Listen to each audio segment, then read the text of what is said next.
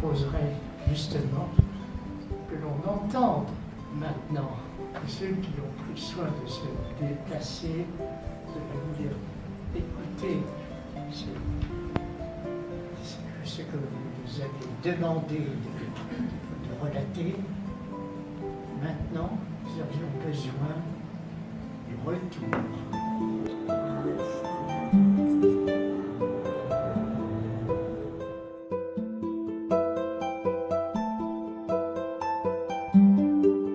Donc moi c'est avec beaucoup d'émotion que je rencontre le professeur David, puisque finalement je suis le point de vue citoyen, puisque je suis le dernier maillon de sa chaîne, de son travail en tout cas, puisque je suis née par insémination artificielle. Et donc on peut se dire qu'est-ce que je fais là? C'est parce que donc, je suis présidente de l'association des enfants du don. Donc dans les évolutions, c'est certainement continuer cette transgression douce en France pour une transgression qui est beaucoup plus importante. En particulier sur le sujet du VIH, parce que je vous rappelle, juste pour les plus jeunes dans la salle, qu'en miroir, la France continuait à prélever du sang en milieu pénitentiaire, moyennant remise de peine, et qu'on sait que par ce bilan, on a augmenté la propagation du VIH en France. Alors que dans le cadre des sécos, je suis intimement convaincu que c'est parce qu'il y avait un certain nombre de valeurs et de liens qui unissent couple donneur et couple receveur, sans stigmatiser les individus par ailleurs, mais que dans ce cadre de valeurs, il y avait une forme de co-responsabilité qui fait qu'on ne faisait pas n'importe quoi quand on était donneur aussi. On comparait souvent ce type de procréation à l'adultère. Il y a vraiment des questions de morale, des questions de valeur, des questions de sens de cet acte. On ne comprenait pas bien le rôle des uns et des autres. Et d'ailleurs, ça peut être encore le cas. Tout travail que chacun ait sa place, et notamment que le père, c'est le père, même si ce n'est pas celui qui donne les spermatozoïdes, et que le donneur de spermatozoïdes participe à la procréation et qui n'est pas le père. Le projet parental, c'est celui du couple stérile, c'est pas celui du donneur. Et donc, c'est comme ça que les choses se vivent. Si le donneur a, à travers son don, un désir de paternité ou un désir, etc., peut-être que c'est pas la bonne chose, qu'il ne faut pas accepter son don, peut-être qu'il faut lui dire, mais non, c'est comme ça dont il est question. Ce qui est majeur dans cette procréation, c'est pas la question d'un élément.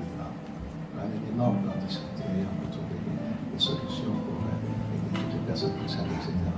Mais ce qui est majeur, c'est la non-marchandisation du corps humain.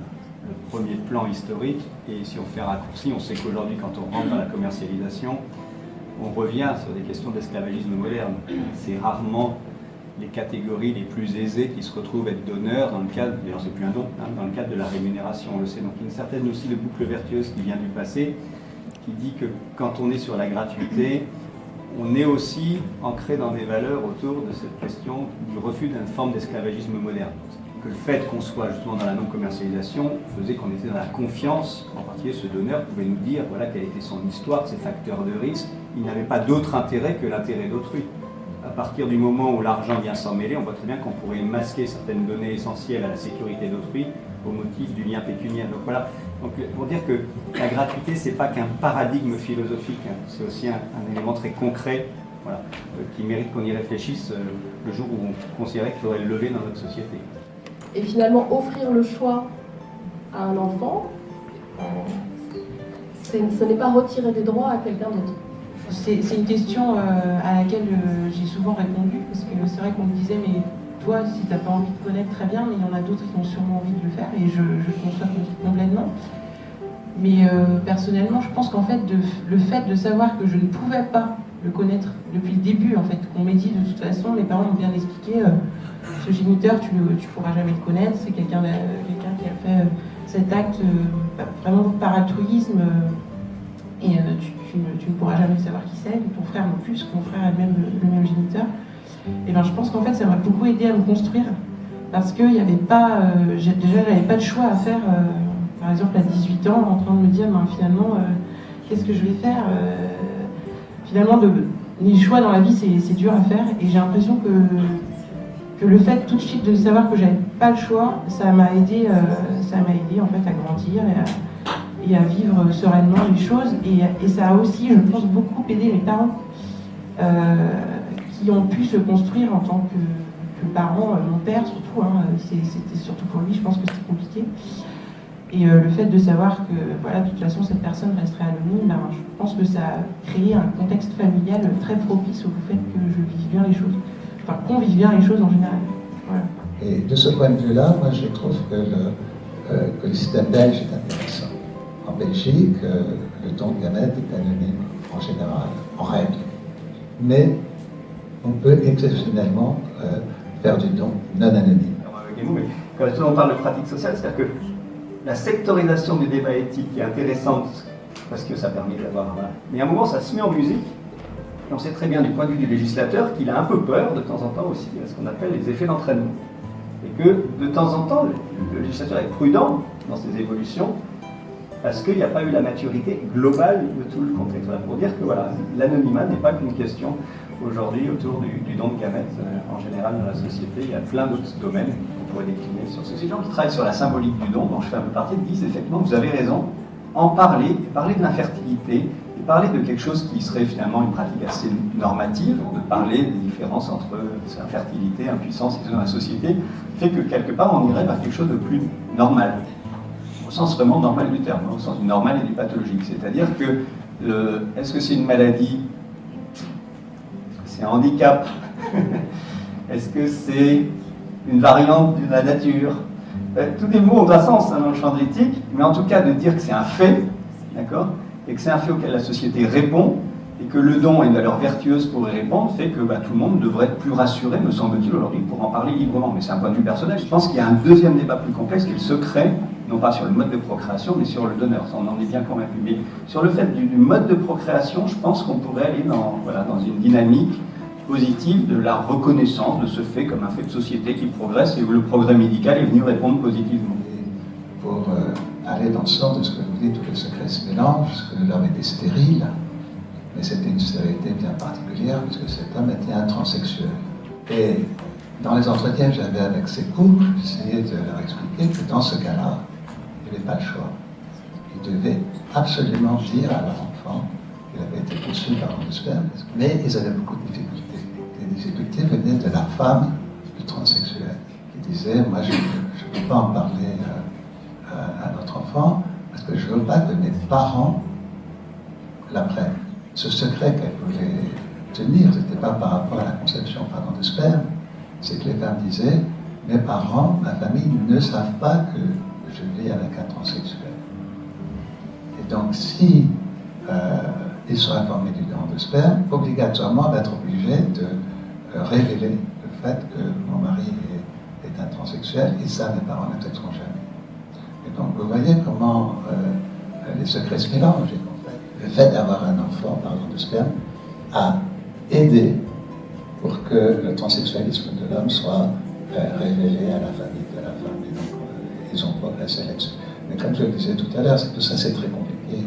Et qu'il n'y a pas de solution idéale, universelle, et à toutes ces questions. Ce qu'il faut, c'est vraiment essayer de les traiter le mieux possible. Pourquoi à ce moment-là chercher absolument à apparier, à faire des appariements entre le donneur et le père, au niveau des yeux, au niveau de la taille, etc.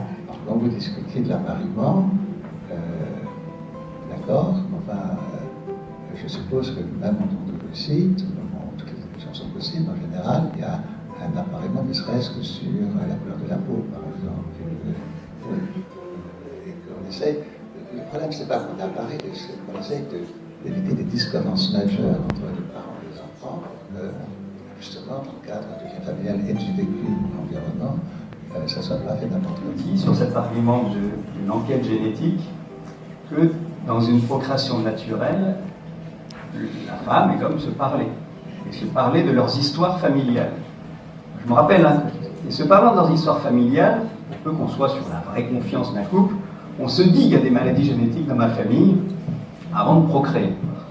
C'est que dans le groupe du Comité national d'éthique sur la révision des lois de bioéthique, ce sujet va revenir dans le débat, sur la question médecine prédictive, et vous ne l'avez peut-être pas encore débattu dans les sécos, mais jusqu'où pourrait-il y avoir une obligation, parce qu'il faut être cohérent, de moyens médicaux, en particulier avec les nouvelles techniques de séquençage du génome, pour savoir si on va ou non plus loin, ou si on en reste à la situation actuelle. Une fois qu'on a dit ça, je ne suis pas sûr que la connaissance de cette vérité purement biologique ne sera pas génératrice d'énormes souffrances si elle arrive comme ça, j'ai envie de dire, par la poste. Hein, voilà, donc le fait de l'intégrer dans un débat collectif, pour que ce soit plus peut-être normé, huilé, partagé par tous, ça a beaucoup de sens. Je me demande si, partie des questions que vous soulevez, à juste titre maintenant, ne vont pas se trouver brusquement dans un environnement complètement différent, à savoir que on est à la veille de savoir qui est de pouvoir prouver qui est de qui. J'insiste beaucoup auprès des plus jeunes sur le fait que quand on a recours à une procréation médicalement assistée, il y a l'intervention médicale et que nous avons notre responsabilité dans cette procréation. Et que dans cette responsabilité, on doit s'assurer effectivement que tout doit être mis en œuvre pour que les choses se passent le mieux possible. Et ça, il ne faut pas l'écarter.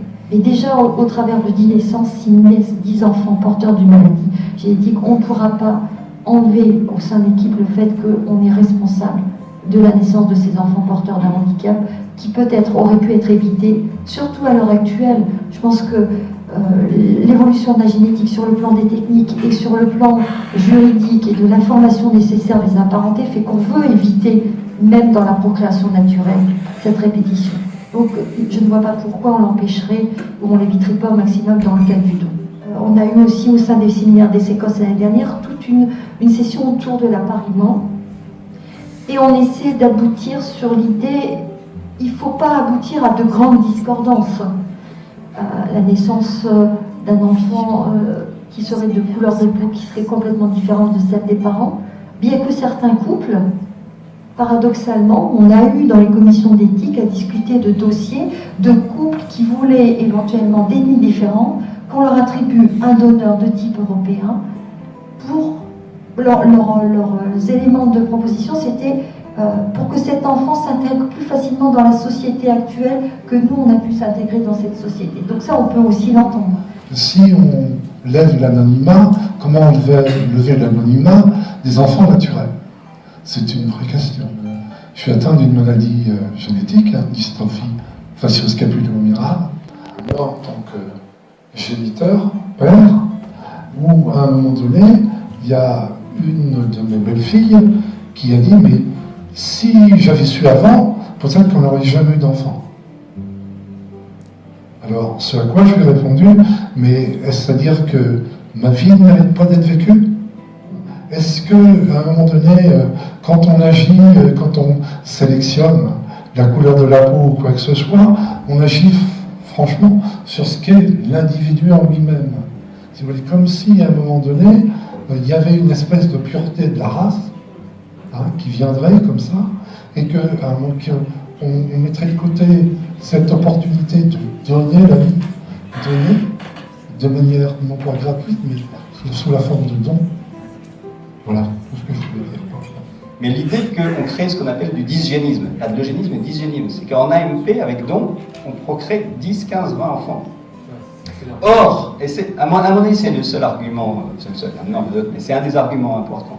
Voilà, c'est un des arguments importants, c'est qu'on crée du dysgénisme, et que là, en termes de responsabilité collective, ça justifie éventuellement une forme de transgression par rapport aux faits génétiques. Cette discussion nous a été extrêmement utile. Merci encore. Merci.